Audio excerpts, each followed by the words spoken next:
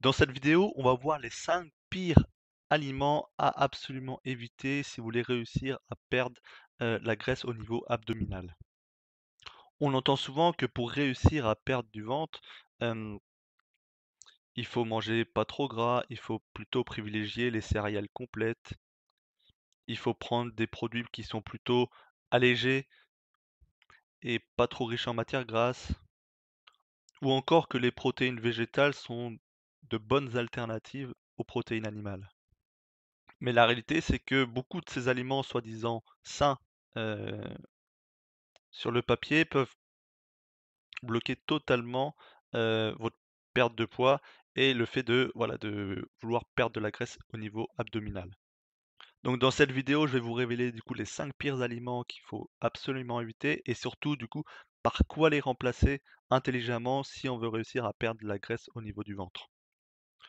Je me présente, moi c'est Thibaut, je suis coach en santé naturelle et j'aide les personnes à perdre du poids et à se débarrasser de tous les autres symptômes qui sont liés au surpoids, comme la fatigue chronique, le syndrome métabolique avec l'hypertension, le diabète de type 2, le foie gras, toutes les inflammations chroniques, arthrose, douleurs chroniques, etc., les symptômes de la ménopause, etc. Donc voyons tout de suite le premier aliment, la 1 famille d'aliments qu'il faut éviter, c'est les produits laitiers allégés, que ça soit des yaourts 0 de la crème allégée, du lait demi-écrémé ou écrémé.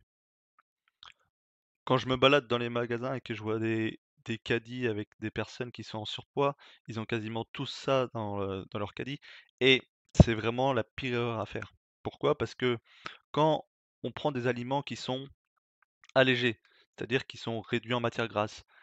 Lorsque c'est moins riche en matière grasse, c'est forcément plus riche en autre chose et en l'occurrence, c'est plus riche en sucre et en édulcorants et que ce soit le sucre ou les édulcorants, ça va faire augmenter la glycémie beaucoup plus rapidement et beaucoup plus haut, hem, dans votre sang et donc derrière, il va y avoir une sécrétion d'insuline. L'insuline qui est une hormone du stockage et quand cette insuline est trop élevée, voilà, derrière ça entretient la résistance à l'insuline et ça empêche de perdre du gras. Pour toutes les personnes qui commencent à peine à me suivre ou qui me connaissent pas, voilà, j'ai fait une vidéo spécialement, dédiée sur, bah, pourquoi compter les calories, ne sert à rien et voilà, sur quel levier il vaut mieux se baser pour réussir sa perte de poids. Donc pour les personnes qui, ne savent pas encore que, le gras c'est pas l'ennemi à combattre, mais c'est plutôt le sucre, je vous invite vraiment du coup à aller voir cette vidéo. Je vous la mets en description, de celle-ci et revenez ensuite sur cette vidéo. Voilà, ça permettra de mieux comprendre, bah, là où je veux en venir. Hem et également quand on réduit les matières grasses d'un aliment, on perd également l'effet rassasiant des matières grasses, c'est-à-dire que derrière, on risque d'avoir plus de fringales, plus à avoir envie de manger, de grignoter, hem et se retrouver le soir, après le repas du soir devant la télé à encore envie de manger alors qu'on a fait 3, 4 repas, dans la journée. Donc par quoi remplacer ces aliments qui sont allégés? Tout simplement, en fait, le but c'est pas de supprimer les produits laitiers. Produits laitiers, ça peut très bien, faire partie d'une alimentation saine, d'une alimentation compatible avec une perte de poids, sans forcément se restreindre sur les quantités. Mais voilà, il faut choisir les bons produits laitiers et en l'occurrence, il vaut mieux prendre des produits laitiers qui sont, avec du lait entier et avec du lait cru. Voilà, ces aliments, ils vont contenir tout ce qu'on a besoin, ils vont être beaucoup moins riches en sucre, plus riches en matières grasses et donc voilà, ça va pas poser problème lorsqu'on cherche à perdre du poids. La deuxième famille d'aliments, ça va être, toutes les protéines végétales, les légumineuses, les lentilles, les pois chiches, les haricots rouges et cetera.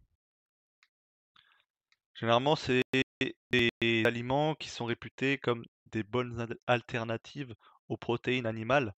On pourrait rajouter animal ici, hem, tout simplement parce que voilà, vu que c'est végétal, vu que, hem, voilà, c'est soi-disant meilleur pour la santé. En réalité, lorsqu'on regarde un petit peu de plus près, hem, qu'est-ce que ça contient concrètement? Bah, déjà ça contient 2 fois plus de glucides, 2 fois plus de sucre, que de protéines. À titre de comparaison, prenons par exemple, un aliment protéiné, c'est-à-dire la viande, du poisson, pour 100 grammes d'un aliment, 100 grammes de steak par exemple, il y a 20 grammes de protéines et il y a 0 gramme de sucre. Donc quand on mange, des protéines animales, voilà, on mange pas de sucre. Par contre, quand on prend ces aliments, des protéines végétales, bah, déjà pour 100 grammes d'un aliment, pour 100 grammes de lentilles par exemple, on va se retrouver avec des taux de protéines qui sont, heu, au moins 2 fois inférieurs aux protéines. Donc on va se retrouver avec, par exemple pour 100 grammes, on va se retrouver avec 10 grammes. Et au niveau des glucides, on va quasiment arriver au double, 17, 18, voire 20 grammes, de glucides dans ces aliments-là.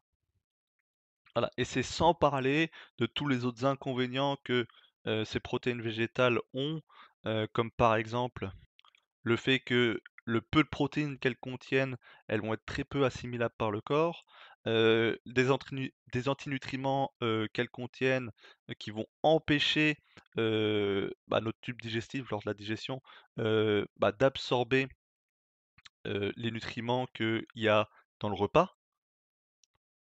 Donc c'est vraiment le la meilleure façon, si vous voulez vous créer des carences, ça va être de consommer ce genre d'aliments. Pour donner un exemple, si on mange, une certaine quantité d'huîtres, on va avoir 100, si on mange que des huîtres, on va avoir 100, du zinc. Voilà, l'huître, c'est un aliment qui est riche en zinc, hem et du coup, on va avoir 100, de zinc qui va être absorbé au niveau digestif. Lorsqu'on mange du coup la même quantité d'huîtres, mais avec des haricots rouges, on va se retrouver avec seulement 35 du zinc qui va être absorbé. Donc les 2 tiers déjà, bah, ça part dans les toilettes derrière. Et pire encore, pour montrer vraiment l'impact de ces antinutriments, là ça rentre pas dedans, mais voilà, une tortillasse de maïs par exemple, du maïs qui contient également des antinutriments, là c'est plus 35, c'est 0. C'est-à-dire que tout le zinc que l'huître, riche en zinc, contient, c'est comme si vous absorbiez rien du tout. Donc comment les remplacer? Tout simplement en fait. Heu, déjà pour si hop, heu, la meilleure manière, pareil, c'est toujours la même chose, c'est vraiment éviter les glucides, pour réussir, voilà, à perdre du gras, perdre de la graisse abdominale. Il faut savoir que la graisse abdominale, c'est fortement lié, à une résistance à l'insuline et donc le but, ça va être vraiment de faire baisser cette résistance à l'insuline et pour ça, voilà, il vaut mieux éviter le sucre. Hem, donc voilà, prendre des protéines animales, qui posent pas de problème, qui contiennent pas de sucre, donc de la viande, du poisson, des œufs, de bonne qualité, le fromage pareil, de bonne qualité aussi.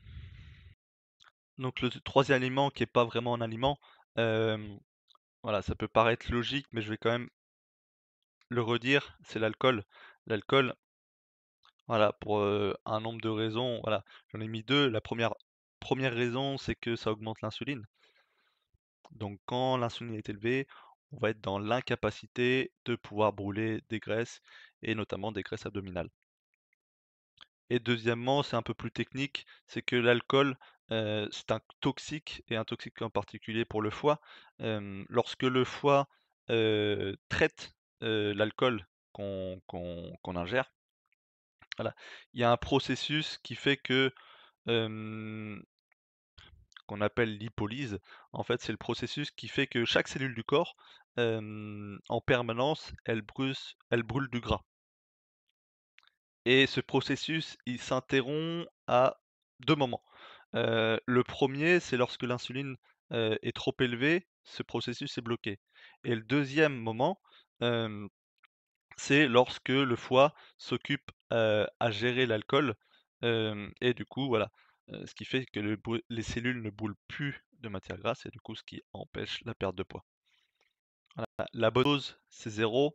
Voilà, je voulais juste revenir là-dessus, c'est que alors, vous pouvez très bien boire l'alcool, c'est enfin, après vous faites ce que vous voulez, mais je voulais juste dire ça dans le sens où Des fois, on entend quand même dire que oui, un petit verre de rouge, ça a quand même des bienfaits en termes de d'antioxydants, de machin.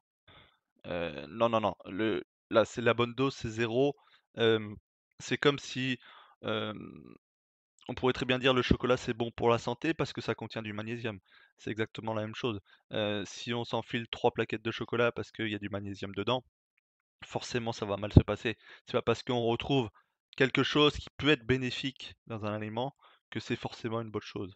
Voilà, l'alcool, la bonne dose, c'est 0. Ensuite, vous faites ce que vous voulez. La quatrième famille d'aliments, ça je vois beaucoup de personnes faire cette erreur.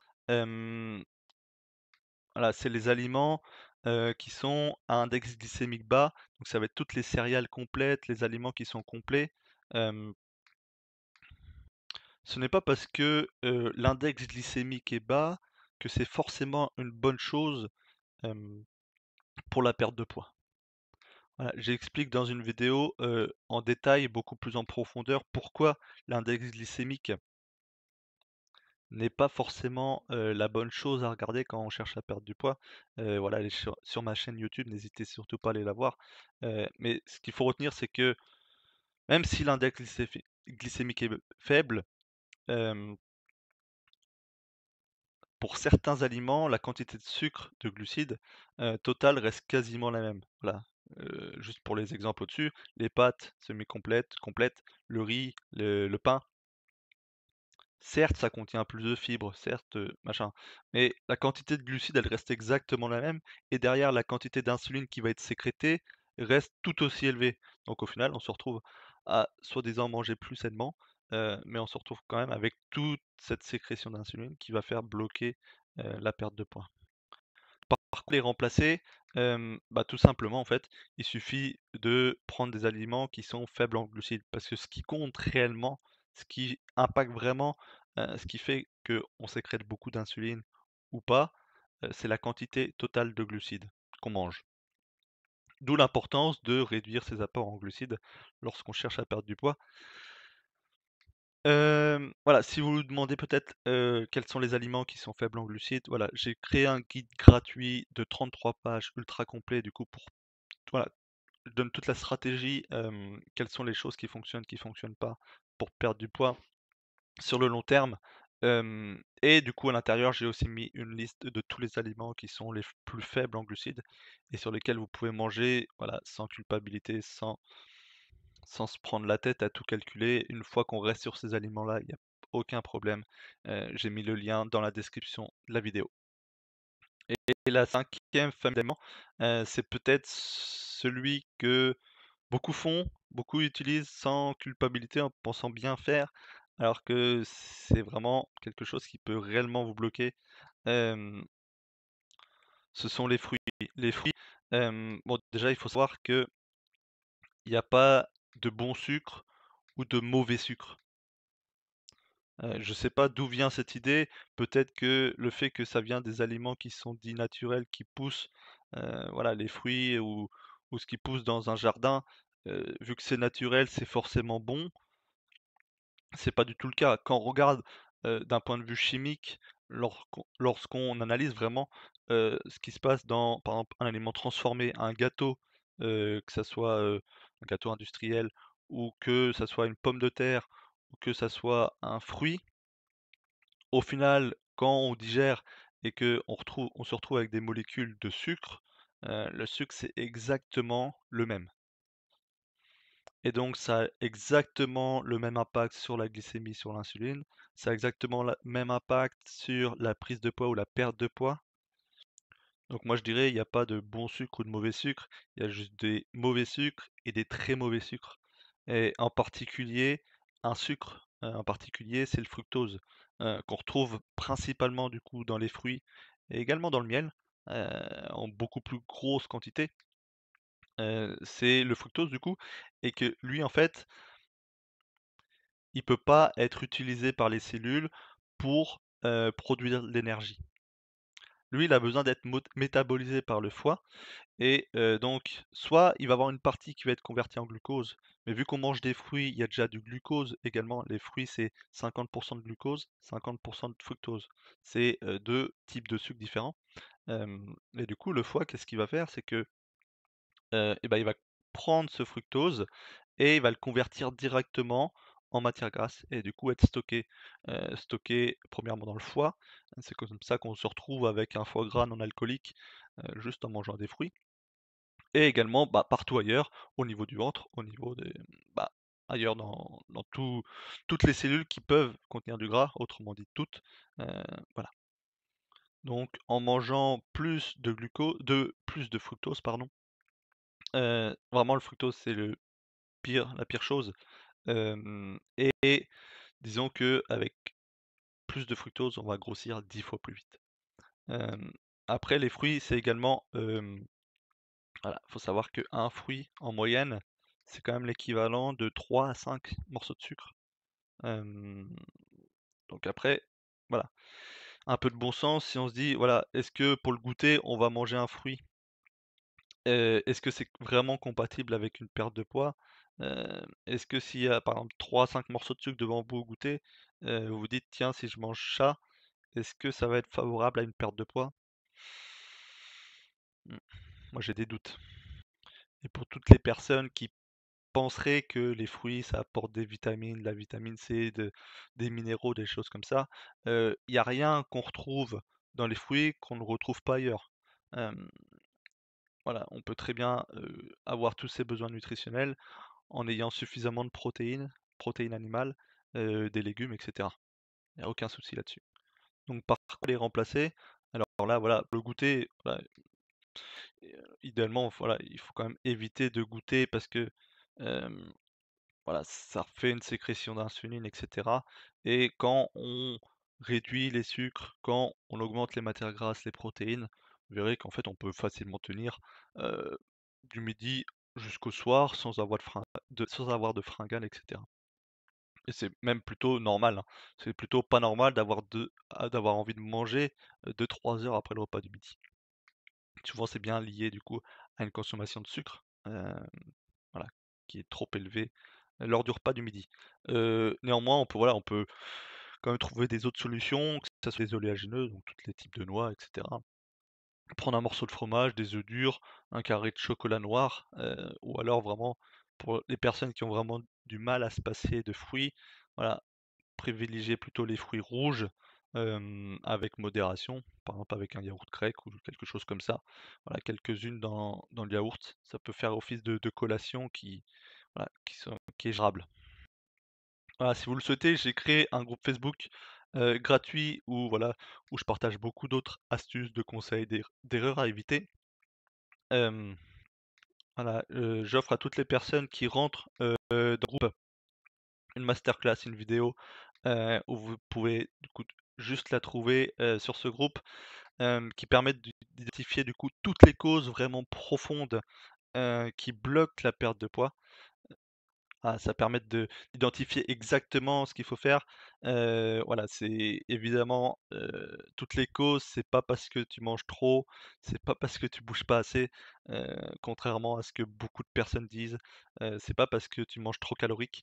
Voilà, si vous commencez un petit peu à me suivre et cetera, vous vous rendez compte que c'est voilà, c'est pas plus complexe, mais c'est d'autres causes qui sont, voilà, bien claires, bien identifiées, qui vous permettent de perdre du poids sur le long terme. Voilà, si cette vidéo vous aura plu, si vous avez déjà, voilà, pensé enfin, si vous consommez ces aliments et que, voilà, vous pensez bien faire et que voilà, n'hésitez pas à me le dire dans les commentaires. N'hésitez surtout pas aussi à vous abonner à la chaîne YouTube. Voilà, forcément, moi, ça m'encourage à continuer ce genre de vidéos et je vous dis à demain pour une nouvelle vidéo. À bientôt.